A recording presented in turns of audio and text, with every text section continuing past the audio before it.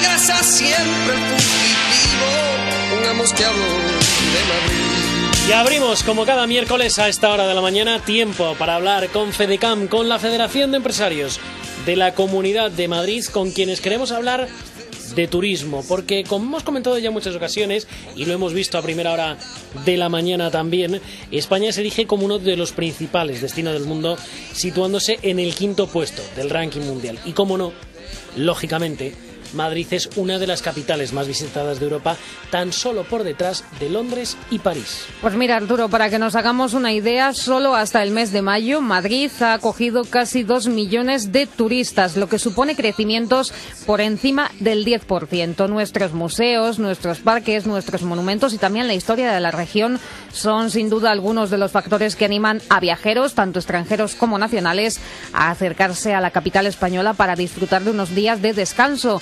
Pero no son los únicos, es que ahora además estaban pensando, por ejemplo, en la gastronomía. ¿Qué manía tienes, Alicia? Yo, a la hora de comer, pues la de comer. La gastronomía. O sea, a todos los días, a estas horas tenemos la misma. A las 11 de la mañana ya me ruge la tripa. A estas horas no me traigas ya cosas de comida que para mí son ya prácticamente la hora de comer, por Dios.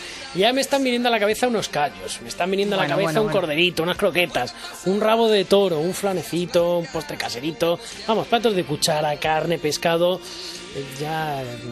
Bueno, que aquí te dejo, que yo me voy. Vale, venga. Venga, pues nada. Me voy yo contigo también, ¿no? No, tú te quedas. Está con nosotros Daniel Waldburger, presidente de la Asociación de Restaurantes Centenarios de Madrid, propietario además de los restaurantes La Casa del Abuelo. ¿Qué tal? Muy buenos días, ¿cómo estamos? Muy buenos días. Y nos acompaña también Alfonso Tezanos, presidente de FEDECAM. ¿Qué tal? Muy buenos días, Alfonso, ¿cómo estamos? Buenos días. Bueno, pues Daniel, 2 millones de turistas en los 5 primeros meses del año, desde luego una buena cifra de visitantes para Madrid. ¿Qué esperamos de lo que resta de año y sobre todo de la campaña del verano, que es quizá el pico más fuerte que tenemos, ¿no?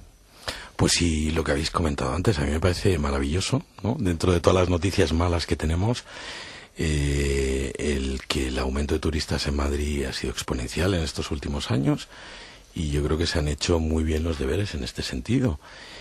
Y las expectativas son buenas. Yo creo que este año vamos a terminar con una cifra superior y vamos bien encaminados.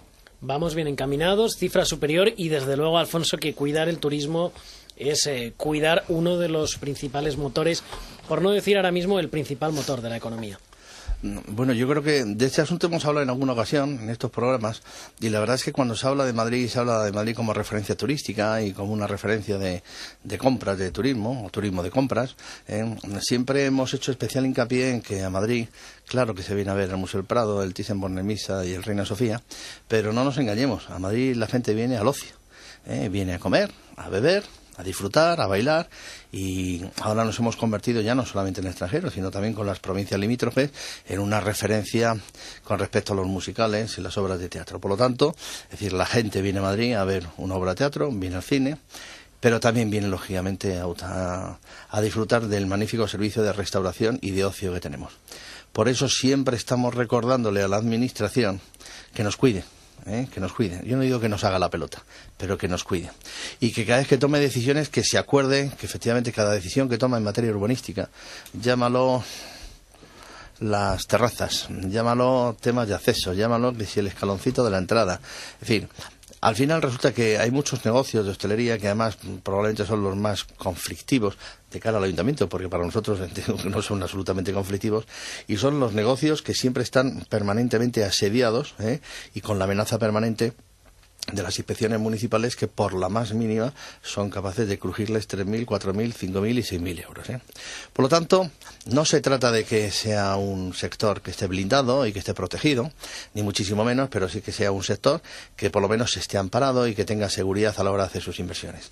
Date cuenta que efectivamente todos esos millones de personas que vienen aquí hacen pensar a muchos empresarios que o bien porque ponen un negocio nuevo y son emprendedores, o bien porque resulta que tenían otros negocios, otras actividades comerciales y han decidido integrarse en el sector de la restauración, como oferta de servicio, no solamente para los madrileños, sino también para los turistas.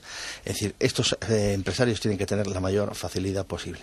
Por ejemplo, el tema de las licencias express. Bueno, pues estamos pidiendo casi de rodillas al ayuntamiento que el sector de la hostelería se incluya también en el tema de las licencias express.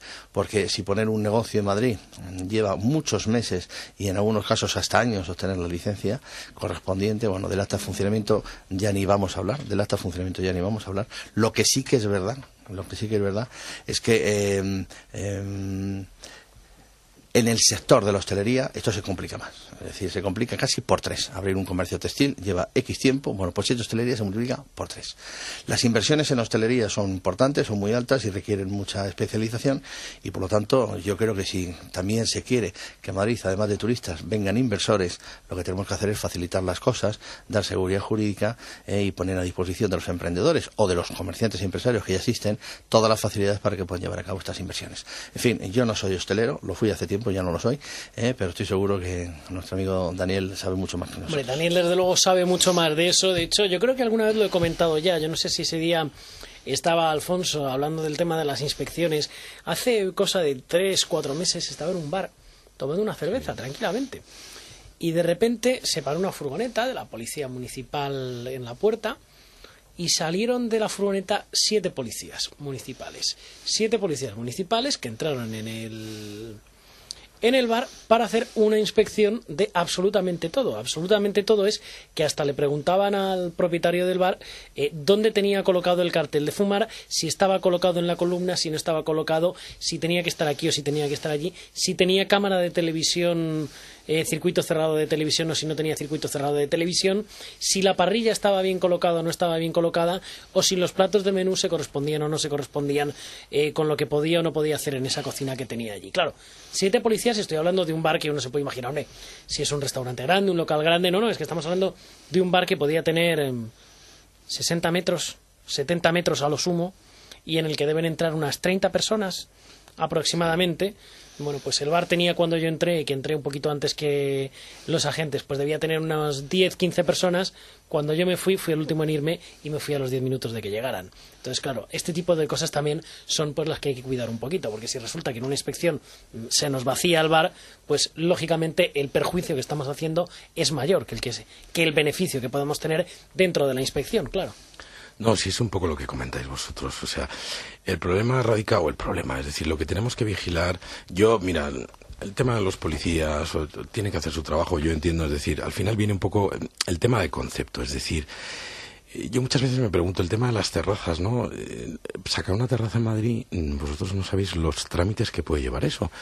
Cuando tú vas, por ejemplo, a países como Holanda, ¿no? Donde cuando cae un rayito de sol, es que todo el mundo saca la terraza, no hay ningún problema, es decir, tenemos que ir a la creatividad, o sea, tenemos que, lo que estábamos hablando antes, tenemos la suerte de tener un punto en Madrid que nos hace crecer, que es nuestra oferta gastronómica. En Madrid, en el barrio Bilbao, hay más bares que en toda Suecia. La oferta gastronómica que tenemos en Madrid es auténticamente brutal. Y eso hay que potenciarlo, hay que fomentarlo, porque lo que decía Alfonso, no nos engañemos, el turista viene a Madrid, por supuesto, a ver el Museo Thyssen, el Museo del Prado, pero viene a los bares, a las tapas. El nombre tapas, no os podéis imaginar, cuando tú vas fuera de España, lo conoce prácticamente todo el mundo, es como la selección española. Madrid es la selección española, fútbol, tapas, lo dicen todos. Y el Corte Inglés, el Real Madrid, o sea, son cosas reales a lo que vienen los turistas. Y ya te digo, estamos todavía lejos de poder alcanzar a Londres, pero es que yo creo que podemos llegar. Madrid es una ciudad tan bonita que podemos llegar al nivel de visitantes como en París o en Londres, es una ciudad muy importante. Y en ese sentido es creatividad, hay que no poner, o sea, estoy de acuerdo que hay que cumplir la ley, hay que cumplir unas normas, todo eso lo tenemos que respetar, pero vamos a trabajar en la creatividad para que vengan. Exactamente, la creatividad para que vengan, y también en la medida de hacer las cosas en su justa medida, es decir. Claro, entonces, aquí lo que pasa es que muchas veces sacas una idea nueva, sacas, por ejemplo, lo del bus turístico, que a mí me parece fenomenal, pues ¿por qué no hacemos? Yo había pensado hacer un tapabús, Pero es que la idea se te viene abajo enseguida, porque dices, madre mía, si tengo que pensar en los trámites que conlleva esto, es mejor lo dejo en el cajón, ¿no? Y así muchas ideas de muchos empresarios. Entonces vamos a ayudar dentro de un marco. Yo entiendo que tenemos que cumplir un marco, claro, y que no podemos hacer cada uno lo que nos dé la gana. Pero, por favor, fomentar esa creatividad que es lo que necesitamos. Claro, fomentar la creatividad y también apoyar un poquito al empresario, confiar un poquito en él, que yo creo que el que más y el que menos, dentro de esa legalidad, lo vas a terminar cumpliendo, porque es que no te queda otra, es que lo tienes que cumplir, porque además es beneficioso también para ti mismo. Claro, y luego lo que yo digo siempre es decir, si es que hay que aplicar mucho sentido común, ¿no? Es decir, en las normas, claro que están para cumplirlas, pero por ejemplo en nuestro caso, en una asociación de restaurantes que llevan más de 100 años, pues tenemos muchas cosas atípicas que muy difícil es muchas veces cumplir con la normativa. Es decir, pues las normativas cambian, se van ajustando a los días que corren hoy en día, pero claro, los edificios, los inmuebles, no. Entonces muchas veces hay cosas que pues ya te digo, pilares de hierro de hace más de 100 años, pues el que haya que ignifugarlos y ponerle unas placas de pladur, pues a veces, muchas veces dices, es que esto es un crimen, ¿no? Es decir, esto es un patrimonio nuestro, ¿cómo vamos a hacer estas cosas, no? Y en cuanto quería consultaros también, quería preguntarte, Daniel, por la subida del IVA, esa que tenemos en ciernes.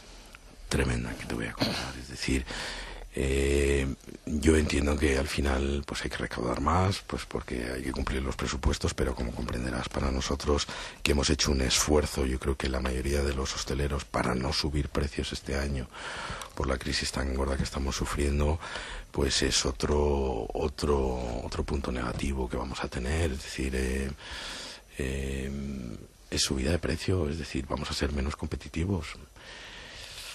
Lo vamos a notar. Alfonso, subida de IVA, ¿lo vamos a notar? ¿No lo vamos a notar?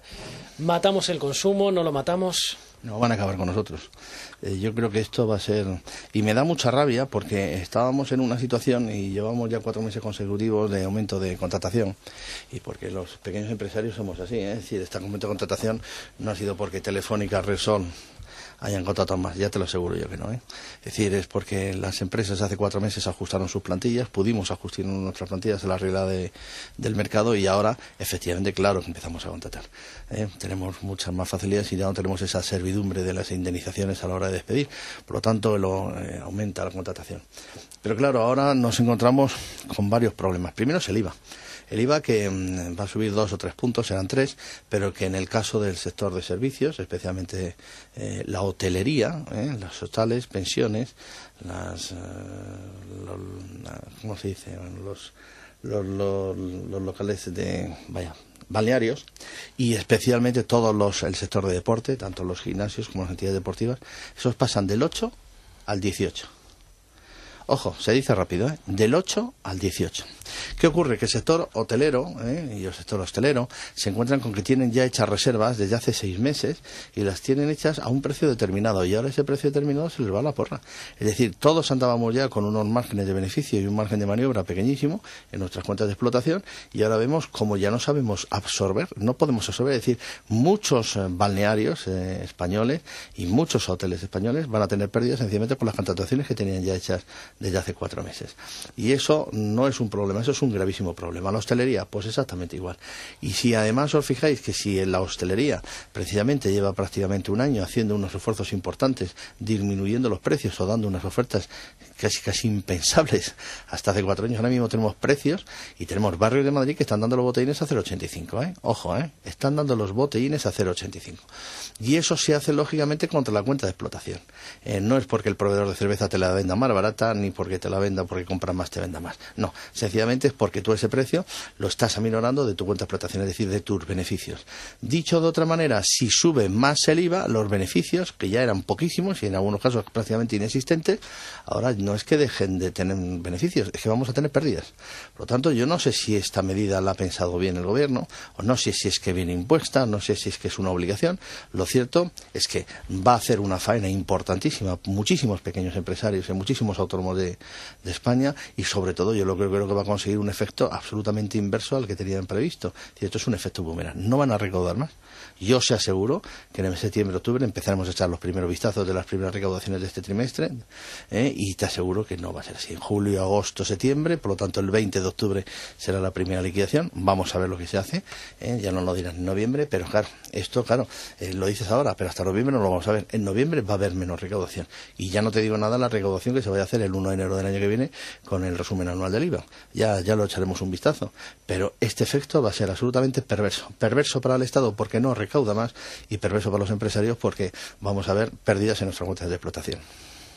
Bueno, y señores, por darle un poco de optimismo antes de que terminemos y por hablar un poquito de la restauración en Madrid, qué tipo de establecimientos y sobre todo qué tipo de turista es el que viene a la capital a disfrutar de la gastronomía madrileña.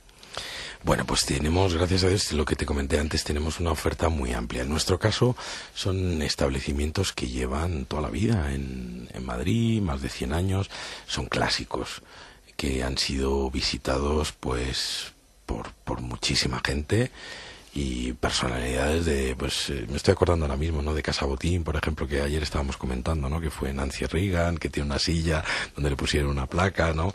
En nuestra casa, en la casa del abuelo, dicen que Andy Warhol se apostaba en la barra. Yo sí he visto a Danny DeVito venir en su limusina con 4 escoltas y bajarse a tomar unas gambas. ¿Qué te voy a contar de Casa Lardi, ¿no? Tienes una oferta increíble, ¿no? Y han aparecido también en nuevas fórmulas gastronómicas que yo creo que han ayudado también mucho. Es decir, tenemos estos nuevos cocineros que yo creo que han aportado mucho en sus ideas y que también atraen a otro público más joven. Y ya te digo, en nuestros locales, es decir, es realmente la tradición, es cultural, es decir, es nuestra comida de siempre. Y eso es lo que quiere ver el extranjero, el tomarse un cocido en Casa Malacatín, un cochinillo, como te digo, en Casa Botín, unos callos en Casa Ciriaco, en Casa Pedro, unas verdinas, por ejemplo, en Casa Alberto, unas manitas de cordero. Son platos típicos de Madrid, y eso es lo que busca el turista. Y para aquellos que nos estén escuchando, ¿qué ruta les recomendaría seguir? Una ruta turística así. En Madrid hay que ir al centro. Yo, por ejemplo, Plaza Santa Ana, Plaza Mayor, Calle Mayor, ir a ver el Palacio Real, es la ruta que hemos hecho de toda la vida. Bueno, pues señores, muchísimas gracias por estar con nosotros. Iremos a los restaurantes de Madrid este verano, así que lo tendremos en cuenta esa ruta. Daniel Waldenburger, presidente de la Asociación de Restaurantes Centenarios de Madrid, propietario de los restaurantes La Casa del Abuelo, un placer tenerle aquí en Primera Hora. Muchísimas gracias. Alfonso Tezanos, presidente de FEDECAM, de la Federación de Empresarios de la Comunidad de Madrid, un placer tenerle como siempre aquí en Primera Hora. Pues muchas gracias, y como buen gordo ejerciente, recomendar a todos, no los turistas, sino a todos los madrileños que estamos aquí, que se hagan un recorrido por los 12 establecimientos estos de restaurantes centenarios, porque realmente van a recordar aquellos sabores de nuestros abuelos y de nuestros padres y de nuestras madres, aquellos cocidos, aquellos estofados, y como ha dicho nuestro amigo, los callos, que son insuperables, y las famosas tajaditas de bacalao fritas están en todos los sitios. Como has dicho, gordo ejerciente, ¿no? Soy gordo ejerciente, efectivamente. Me lo apunto. Sí, y creo que me sumo también a la 120 moción, kilos no se ocultan fácilmente. Bueno, pues señores, antes de terminar vamos a repasar la agenda FEDECAM, la agenda de la Federación de Empresarios de la Comunidad de Madrid para la próxima semana.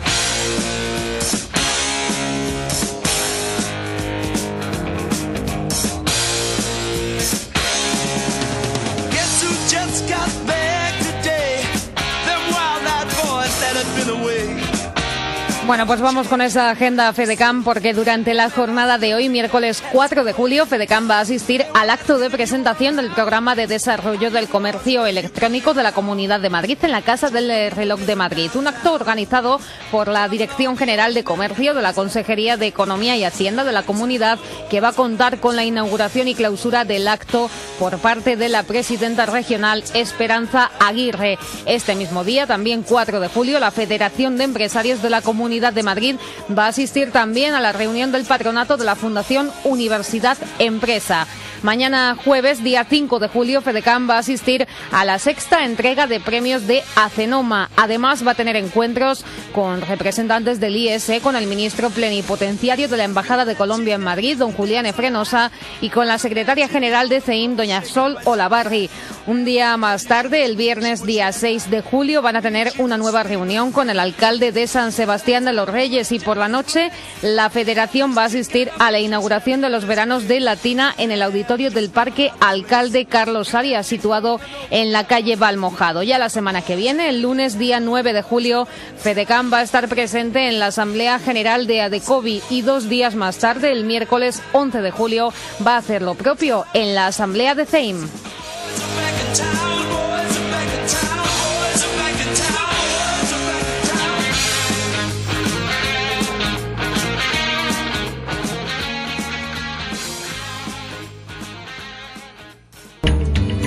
Los fines de semana, descansa. Estás en Gestiona Radio.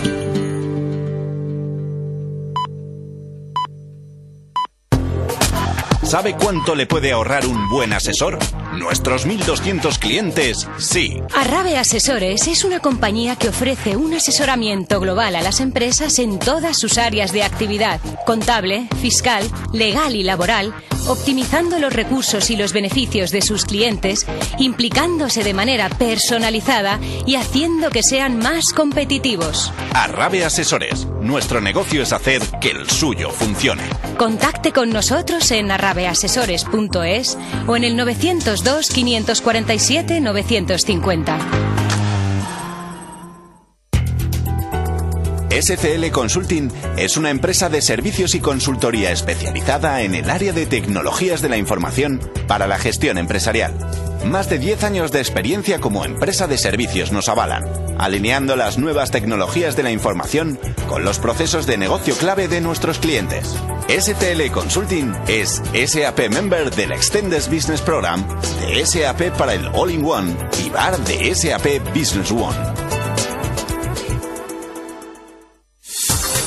El menú del día de La Camarilla por 11,50 es todo ventajas. De lunes a viernes, quienes lo eligen reciben un ticket para pagar por el próximo menú tan solo 1,90 €.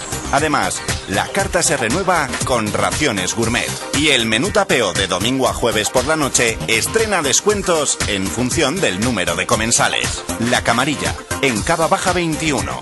Teléfono 91 354 0207 o lacamarillarestaurante.com. Competición, mecánica, seguridad vial, pruebas, últimas novedades. Sun & Bikes te trae toda la actualidad del motociclismo contada en una hora y como a ti te gusta, de forma sencilla y amena y sobre todo objetiva.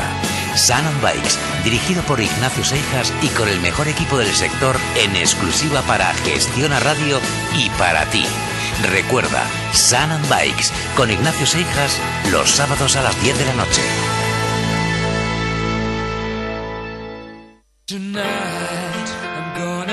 Myself a real good time. I feel alive. Primera hora con Arturo Criado. I'm turning inside out, yeah. I'm floating around in ecstasy. So don't stop me now. Don't stop me, 'cause I'm having a good time, having a good time. I'm a shooting star leaping through the sky like a tiger, defying the laws of gravity. I'm a racing car passing by like Lady Godiva. I'm gonna go, go, go. There's no stopping me.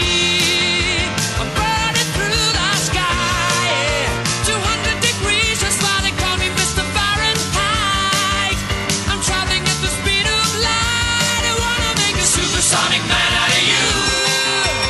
Don't stop me now. I'm having such 11:33, 10:33 en Canarias, en miércoles 4 de julio. Ya saben que a esta hora nos toca adaptarnos al cambio. SAGE, el referente en soluciones de gestión para autónomos, empresas y administraciones públicas, patrocina El Cambio Más Fácil. Y aun a riesgo de ser pesado, yo sigo con lo que les digo todos los días, que la pyme conforma la mayor parte del tejido empresarial español. Y a pesar de ello, cada pequeña y mediana empresa da empleo a una media de tan solo 8 trabajadores. Las pymes industriales, las que más puestos de trabajo generan, seguidas por las de comercio y las de la construcción. Pero claro, Cuando vemos estos datos, y lo hacemos bastante a menudo aquí en Primera Hora, uno se pregunta si realmente a la hora de crecer, a la hora de ganar competitividad, que es realmente lo que ahora mismo pues necesitan buena parte de nuestras empresas, el tamaño importa o no importa. Más que nada porque según el último estudio de Improven, el 17% de las pymes han impulsado una estrategia de crecimiento y han conseguido mejorar su posición competitiva. Un estudio que señala además que el tamaño de la empresa está vinculado a virtudes como pueda ser la innovación, la internacionalización, una mayor productividad y sobre todo una mayor calidad de empleo, de sueldos y también una mayor rentabilidad. Y para ello tenemos aquí a una vieja conocida de este programa, María Eugenia Rubio, socia del Departamento Legal de Mazars. ¿Qué tal? Muy buenos días, ¿cómo estamos? Buenos días, Arturo, y muchísimas gracias de nuevo por la invitación. Gracias, como siempre, por estar con nosotros. Está con nosotros también Alberto Lozano, director de la Unidad de Negocio de SAGE. ¿Qué tal? Muy buenos días. Buenos días, Arturo. Unidad de Negocio de SAGE ERPX3, ¿puede ser? Sí, efectivamente. Lo he dicho bien, ¿verdad? Dicho es bien, que no he querido decirlo al principio, por si acaso metía la pata. Digo, mejor le presento y luego lo pregunto. Lo has dicho bien, con nombres, apellidos, vamos, un 10 en... Nombre, apellido, primo, está todo puesto, ¿no? Perfecto. Y Pablo López, director financiero del Ingetka Harrison. ¿Qué tal? Muy buenos días, ¿cómo estamos? Muy buenos días, encantado de estar aquí. Bueno, señores, la primera pregunta es evidente. ¿El tamaño importa o no importa? Yo creo que absolutamente sí. O sea, absolutamente sí, fundamentalmente porque, como comentabas anteriormente, en la situación en la que vivimos de crisis y sobre todo de indefinición y de falta de saber qué va a pasar mañana, al final, cuanto mayor sea tu tamaño, mayor será la capacidad de poder hacer cosas distintas, que al final es un poco, yo creo, la clave para poder salir de esta situación. Y ese tamaño no tiene que pasar necesariamente por un crecimiento orgánico, sino por extender tu capacidad de trabajo en otros sitios y aumentar tus relaciones comerciales. Muchas veces cuando pensamos en crecer, una empresa pequeña puede creer que no tiene posibilidades, pero muchas veces el crecimiento no basa solo en ser más grande, sino en llegar más lejos utilizando otros. María Luisa. María Eugenia, perdóname. Yo estoy totalmente de acuerdo. ¿Qué día llevo hoy con los nombres? Un día... Hoy llevo un día con los nombres. Es que con lo de los Marías siempre me pasa. Sí. Yo estoy totalmente de acuerdo en la necesidad de ganar tamaño. Básicamente el problema que tenemos hoy en día es que desde todas las instancias se nos está diciendo que es necesario internacionalizarse, que hay que salir al exterior como una de las vías que tenemos pues para, bueno, sobrevivir, entre comillas. El problema que nosotros tenemos es que con esta pyme tan pequeña es imposible. Entonces es necesario que la micropyme, por así decirlo, gane tamaño y se convierta en una mediana empresa y así sucesivamente, mediante la suma de esfuerzos. Desde mi punto de vista hay una falta de concienciación del empresario español o quizá falta de desconocimiento hacia los procesos de ganar tamaño. Entonces yo creo que lo primero es tomar conciencia de esa necesidad, que a día de hoy yo creo que todavía no la tenemos. Sí, totalmente de acuerdo con lo que dice María Eugenia. Es decir, empresas que son tan pequeñitas al final necesitan buscar alternativas para ganar un tamaño que al final, pasando tiempos difíciles, les ayuda a ser más versátiles a la hora de buscar soluciones ante las dificultades que se encuentran. Con lo que, como bien preguntabas al principio, si el tamaño importa, definitivamente te dan muchas más opciones de conseguir recursos para salir adelante en los momentos complicados. Y este es un momento particularmente complicado. De todas maneras, nos decía antes Alberto, hombre, de todas maneras no siempre tiene que ser un crecimiento orgánico, ¿no? Es decir, necesito crecer, ganar volumen, ganar tamaño. Tampoco hace falta ni siquiera el decir necesito tener 25 trabajadores, 40, 50, 100, o a lo mejor tampoco hace falta desarrollar una política de compras, que yo creo que generalmente cuando uno habla de crecimiento empresarial generalmente asocia, tengo que crecer, luego entonces tengo que comprar una empresa o tengo que buscarme las castañas del fuego para meterme a alguien en el bolsillo, sumar cartera de clientes, sumar también empleados, y que por lo tanto ahí ya esté ganando tamaño. También se puede desarrollar otra política de crecimiento que sea basada, por ejemplo, en alianzas estratégicas, en buscar socios, en buscar partners, en buscar delegaciones, no sé, alguna otra manera de hacerlo que no sea necesariamente por la vía de la fusión o de la adquisición. Efectivamente. Mira, la semana pasada estuvimos en Valencia en un encuentro con clientes en el cual estuvimos hablando de optimismo, porque yo creo que ahora lo que nos toca a los que estamos un poco activando el tejido empresarial es dar un mensaje de optimismo y que es posible. Y dentro de los empresarios que estuvimos en Valencia había mucha gente, muchas empresas representando al sector del calzado y el textil. Son sectores que sufrieron una crisis muy severa en los años 90 y al principio del 2000, cuando entró el abaratamiento de los costes por la entrada de mercancía a otros países. Pues había el caso de varias empresas en las cuales ellos transformaron su negocio, empresas pequeñas, no te estoy hablando de grandes multinacionales, sino empresas pequeñas que transformaron su negocio de producir a tener la tecnología y los medios para que otros produjeran. Entonces lo que han hecho ha sido una alianza, una expansión por toda la zona de Latinoamérica, en el cual ellos se han convertido en proveedores de tecnología y de medios para que otras empresas produzcan. Y su expansión se basa en algo muy sencillo, ¿no? Han llegado a acuerdos comerciales basados en muchísima confianza, en un conocimiento del terreno muy directo, en países como México, Colombia, toda la zona de Centroamérica, donde son capaces de trabajar, y actualmente son empresas que están creciendo, ¿no? Si comentabas tú que al final yo creo que todas las empresas españolas tienen esa conciencia de que es clave crecer, pero al final nos da miedo dar ese paso. En la radiografía de la PYME que hemos presentado hace poco, que es un estudio que hace SAGE todos los años y que hemos hecho la sexta edición, uno de los elementos clave que comentaban las empresas era precisamente eso, la diversificación y el salir fuera a buscar nuevos clientes y nuevos mercados. Yo creo que eso es capital. Yo quería también, en línea con lo que dices del optimismo, yo creo que sí que hay que transmitir desde todos los sectores un mensaje de optimismo. Yo, por ejemplo, hace poco estuve en una conferencia que di en la Federación Española de Centros Tecnológicos. Entonces, uno de los comentarios que me hicieron cuando yo hablaba pues del tema de las fusiones, de las concentraciones, es que siempre se insiste en la versión de reducción de costes. Es decir, me voy a fusionar o voy a comprar otra empresa para alcanzar sinergias, que básicamente es reducción de costes, o sea, despedir gente.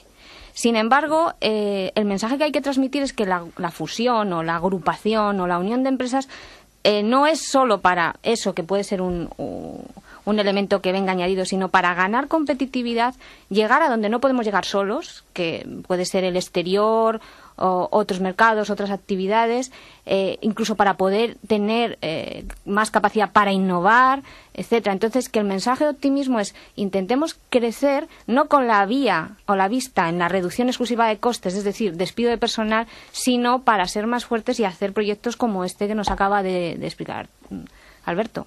Totalmente, porque además sería como muy mediocre el centrarse solamente en una de las patas de toda cuenta de resultados, que es la reducción de costes. Pero se hace, es la desgracia. Efectivamente, pero por otro lado, el maximizar los ingresos, el conseguir esa ecuación que en las fusiones siempre se dice y al final nunca se hace, que el 1 más 1 no son 2, sino son 3, pues al final es verdad que muchas veces se deja de lado pensando solamente en los beneficios de un ahorro en costes, cuando en todo proceso de fusión, de juntar visiones, de juntar culturas, hay muchas cosas que ganar, aparte de un mero ahorro de costes. Hay maneras de afrontar diferentes mercados, de afrontar diferentes visiones de negocio, diferentes acercamientos comerciales. Y si dejamos de beneficiarnos de todo esto, pues es, como decía antes, centrarnos en la parte mediocre de la unión, nada más. Sería centrarse, y estabais diciendo además también que muchas veces tenemos miedo a dar ese paso para crecer. ¿Por qué creéis que tenemos dar ese miedo a dar ese paso? ¿Por qué no queremos darlo? ¿Cuáles son los frenos que nos llevan a decir no termina de convencerme? Yo creo que hay una parte que es el miedo a perder parte del poder en la toma de decisiones. Es decir, eso es algo que yo creo que en el empresario español, y sobre todo cuando estamos pensando en la PYME, creo que tenemos un tejido empresarial muy acostumbrado a ser su propia visión de los negocios y no estar sujeto a ningún tipo de atadura. Y creo que cuando tienes que compartir visiones, cuando tienes que llegar a acuerdos o a... No digo fusiones, que es como, digamos, la boda, pero si tienes que hablar del noviazgo, que sería un acuerdo comercial o un acuerdo incluso de gestión de compras conjunta, deberíamos aceptar que una pérdida en el poder de toma de decisión te beneficia mucho más en otros aspectos. Sí, es un poco, cuando has mencionado lo del noviazgo y la boda, que hemos tratado en otras ocasiones, es un poco el problema del carácter del español o de la personalidad, de los egos fuertes, de lo que tú dices, no quiero perder mi parcela de poder. Yo también creo que son procesos que son un gran desconocido para la pyme. Falta quizá información o falta perder el miedo porque no conoces los procesos de fusión o de compra o de alianzas. Entonces ahí es la necesidad de que entre todos se haga un esfuerzo en formación. Son también procesos muy largos que desgastan muchísimo y que solo si cada una de las partes tiene muy claro el objetivo final llegan a buen término. Y entonces es un poco el problema, muy pocos acuerdos de estos. ¿Tenemos un problema de formación, Alberto, entre nuestros empresarios? Sí, yo creo que en el fondo el miedo, detrás de todo este miedo hay inseguridades de nuestros empresarios a la hora de dar este paso. Yo creo que hay temas culturales, ¿vale?, muy asociados al idioma, a la forma de trabajar en otros países, al yo que soy el machito en mi sector, como cuando me vaya afuera voy a ser uno más, y eso nos retrae un poco. Yo creo que, y ese es muy difícil de vencer, salvo porque sea un autoconvencimiento de la persona que lo haga. Yo creo que ese es el más complicado. Luego hay otros donde yo creo que se pueden ayudar a las empresas a hacerlo, son los asociados a los jurídicos o el conocimiento del mercado, que yo creo que ahí, utilizando las cámaras de comercio o el propio ICES, yo creo que hay una primer input de cómo acercarnos. Y luego hay otro tema también en el cual podemos ayudar a las empresas, que es en los recursos que tú vas a necesitar cuando empieces a operar en esos países, recursos materiales, recursos humanos de personas, incluso recursos tecnológicos, ¿no? También como decía uno de los clientes que estaban en este encuentro en Valencia, y dices, pero yo cómo sé que estos están trabajando, ¿no? Y cómo sé que, hombre, pues no, hay muchas formas de hacerlo. Afortunadamente las nuevas tecnologías te hacen trabajar ahora como quieras y puedes tener visión de tu negocio absolutamente clara, como si lo tuvieras en tu casa. O sea que yo creo que hay que ayudar a quitar esos miedos. Bueno, pues son las 11:46, 10:46 en Canarias. Si me permitís, vamos a hacer una pequeña pausita y seguimos aquí en Primera Hora. Tenemos lo que necesitas: la información y la diversión. Gestiona Radio. Consigue el mejor resultado en tus inversiones con la plataforma número 1 en el mercado, Visual Chart. Graficador avanzado, análisis técnico, operativa y estrategias automáticas de trading. Gana más con el mejor. Más información en visualchart.com y en el 902 34 11 34.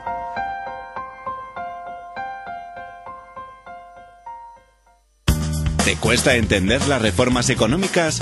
Que no te den miedo. En SAGE hacemos el cambio más fácil a más de 350.000 autónomos, emprendedores y pymes en toda España. Entra en elcambiomasfacil.com y te ayudaremos a adaptar tu gestión a las reformas. SAGE, elcambiomasfacil.com. Participa en el tercer concurso fotográfico de O2 Centro Wellness, mostrándonos tu visión del bienestar. Y podrás ganar un año completo de asociación en cualquiera de nuestros centros. Envíanos tu mejor fotografía a concursofotografico@o2centrowellness.com o a través de nuestra página de Facebook y participa con el premio especial Me Gusta. Infórmate en el 902 996 222 o consulta las bases en o2centrowellness.com. Iberoamérica 360, el programa que une a España, Portugal y Latinoamérica. Toda la información, la economía, la política, la cultura y sus gentes. De lunes a viernes, Iberoamérica 360, con Rafa Celi.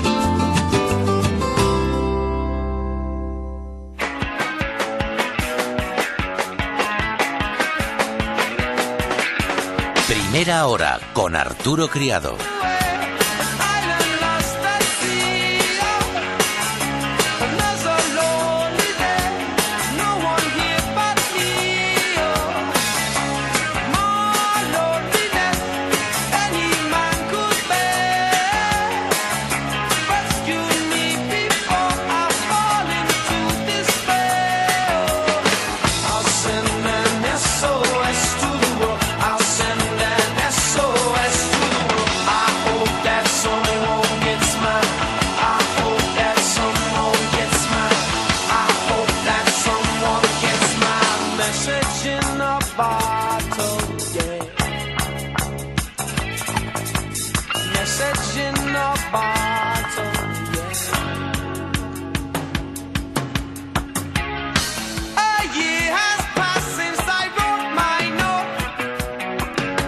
Minutos para el mediodía, seguimos en primera hora en Gestiona Radio, estamos aquí hasta el mediodía, ya lo saben, les acompañamos y quería preguntarles también, hablando de crecimiento empresarial, y yo quería preguntarles cuáles son los principales problemas a los que nos podemos enfrentar cuando estamos en un proceso de fusión o cuando enfrentamos un periodo de crecimiento, es decir, cuando nos decidimos embarcarnos a la aventura, ¿cuáles son los principales problemas que podemos encontrarnos y que pueden hacer además pues que la aventura dé al traste al final y que la operación nos salga adelante? Yo, desde mi punto de vista, uno de los principales problemas quizás sea la falta de planificación. Es decir, nos metemos quizá en un proceso de este tipo sin haber establecido correctamente una hoja de ruta, unos plazos, unos responsables, y entonces al final se van quizá de las manos estos procesos por esa falta de planificación. También yo creo que es muy importante el pensar en el día después, es decir, no todo es firmar o el contrato o el acuerdo, sino pensar qué va a pasar después, el día siguiente, cómo nos vamos a organizar, cómo vamos a tomar decisiones, etcétera. Este tipo de temas no se tienen que dejar al final. Yo creo que hay que ir discutiéndolos durante el proceso, ¿no? Entonces es el principal, bueno, uno de los principales problemas, ¿no? Yo, por mi parte, también pienso que se subestima muchísimo la evaluación del talento que realmente tienes en las dos organizaciones. ¿Por qué? Porque en las fusiones, por lo general, siempre hay alguien que toma la voz cantante y, por lo general, comienza a tomar decisiones básicamente pensando, primero, en la óptica del coste, que hablábamos antes. Y luego lo segundo es subestimando muchas veces las personas clave de la organización con la que se están fusionando. Y al final, subestimando el talento que tú has adquirido en esa fusión, estás perdiendo uno de los principales activos que tienen las empresas, que es, al fin y al cabo, las personas que las hacen posibles. Con lo que muchas veces las fusiones acaban no teniendo los resultados que se esperan por subestimar que el talento juega un papel muy, muy importante y que no solamente se trata de establecer un plan de ahorro de costes sobre la adquisición de una nueva estructura. Sí, yo creo que además, como comentaba María Eugenia, es un proceso en el cual lo importante no es el medio, sino cómo se hace el proceso de fusión, si el memorándum recoge todos los aspectos, si hemos hecho bien las valoraciones de las más empresas, si hemos visto, sino que yo creo que al final lo importante es por qué hicimos esto, o sea, por qué quisimos juntarnos y pensamos que era bueno, cuál era la razón última por la que decidimos unirnos y ponernos juntos a trabajar. Y en base a eso construir el plan de después, porque esto no se acaba solo cuando ya las dos empresas se han fusionado. Hay un trabajo muy importante detrás de aflorar esas sinergias efectivamente de qué son, de reubicar el talento en la nueva empresa, de integrar los sistemas, de integrar la cartera de productos, de estudiar complementariedad, etcétera. Y eso surge inmediatamente después. Y aparte de esto, como esto es una operación a corazón abierto, además tienes que seguir vendiendo, produciendo, demostrando tu rentabilidad, etcétera. Entonces, digamos que muchas veces falta esa planificación y sobre todo se pierde el objetivo de por qué hicimos eso. Sí. Yo creo que en ese sentido es muy importante que ambas partes, o tres, o bueno, los que estén en el proceso, que pueden ser más de dos, pueden ser 3 o 4, o los que sean honestos y claros desde el principio. Yo creo que muchas veces en las primeras reuniones es donde no se dice lo que se tiene que decir. Entonces, seguimos adelante con el proceso, estamos X meses negociando y se rompe en el último minuto.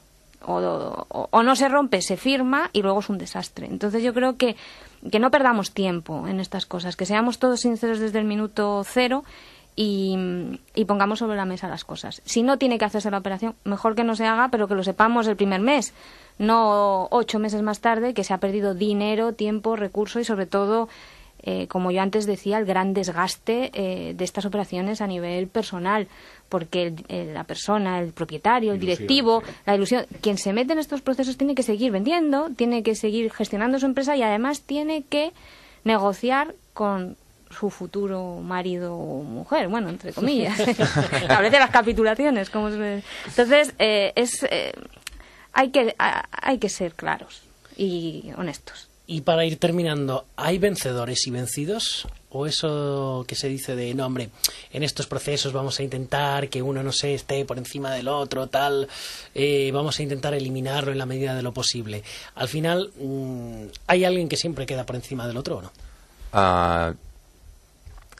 Es igual que si hay victorias y fracasos, ¿no? O sea, yo creo que una fusión victoriosa es aquella donde no hay vencedores y vencidos, pero lamentablemente no es que las victorias sean lo que más abunde en las fusiones. Si te digo la verdad, bajo mi punto de vista, la tónica general es que por lo general una cultura de las empresas que se está fusionando acaba prevaleciendo sobre la otra.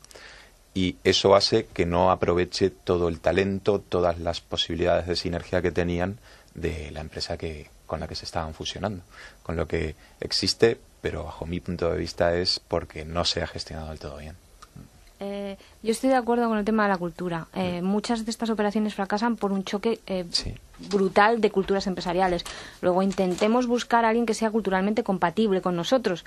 Si no, tenemos un índice de fracaso muy alto. Entonces hay que intentar que sintonicemos en cuestión de culturas. Dos empresas con culturas opuestas mal van. O crean una nueva de cero...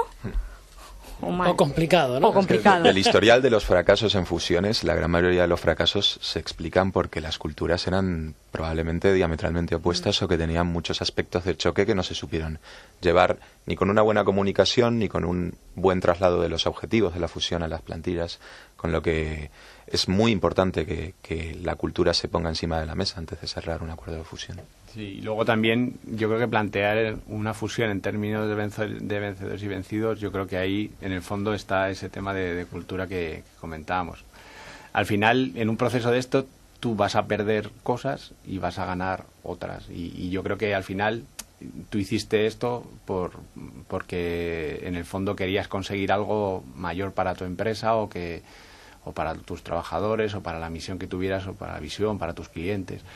Pero yo no creo que deba plantearse como un juego de vencedores y vencidos. Yo creo que es un juego de suma nula en el cual cada uno pierde una cosa y otros ganan otras. Pero al final, como elegir es renunciar, pues no se puede tener todo en la vida, es muy complicado. Alberto Lozano, María Eugenia Rubio, Pablo López, gracias a los tres por estar aquí con nosotros en Primera Hora. Muchísimas gracias. Muchas gracias. Gracias a vosotros. I knew the pathway like the back of my hand. I felt the earth beneath my feet. Sat by the river and it made me complete. Oh, sympathy. Bueno, pues señores, ya lo han visto. Las opiniones de Alberto Lozano, de María Eugenia Rubio, de Pablo López sobre los procesos de crecimiento empresarial. SAGE, el referente en soluciones de gestión para autónomos, empresas y administraciones públicas, ha patrocinado El Cambio Más Fácil. ¿Te cuesta entender las reformas económicas? Que no te den miedo. En SAGE hacemos el cambio más fácil a más de 350.000 autónomos, emprendedores y pymes en toda España. Entra en elcambiomasfacil.com y te ayudaremos a adaptar tu gestión a las reformas. SAGE, elcambiomasfacil.com.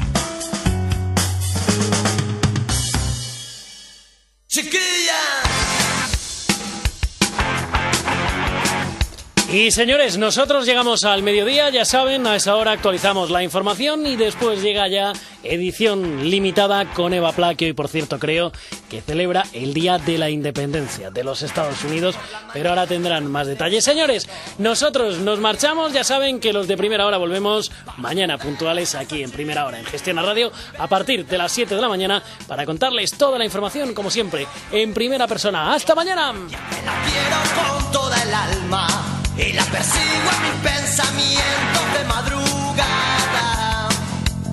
Tengo una cosa que me arde dentro, que no me deja pensar en nada. Ay, que no sea de esa chiquilla y de su mirada. Y yo la miro, y ella no me dice nada, pero sus dos ojos negros se me clavan como espadas, pero sus dos ojos negros se me clavan como espadas. ¡Ay, chiquilla!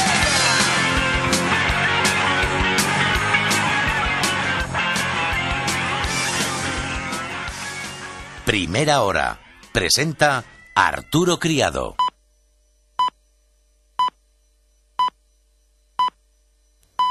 Son las 12, las 11 en Canarias. Gestiona Radio. Informativos.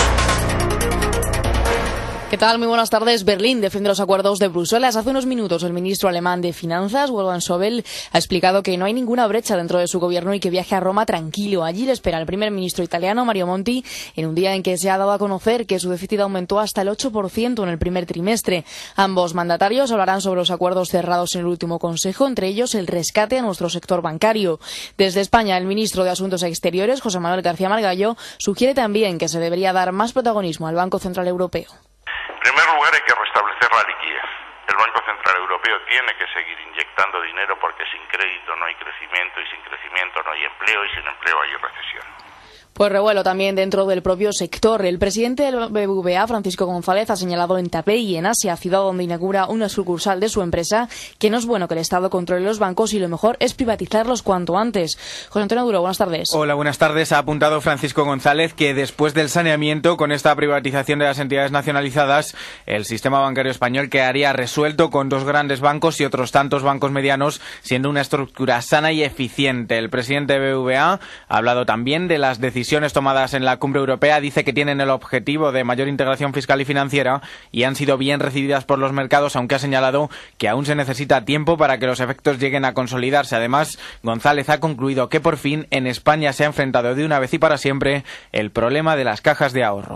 Y sin salir los del parque madrileño, un recordatorio: Indra reparte hoy dividendo de 0,68 euros brutos por acción. Boni Aguado es director del Departamento de Gestión de Banco Etxebarria, donde está teniendo contratos muy importantes en el exterior, que es casi la tónica general, por otra parte, de lo que han sido nuestras empresas de nuestras cotizadas en el IBEX 35, donde ya hemos comentado en alguna ocasión, pues esa exposición fuera les está dando excelentes resultados, ¿no?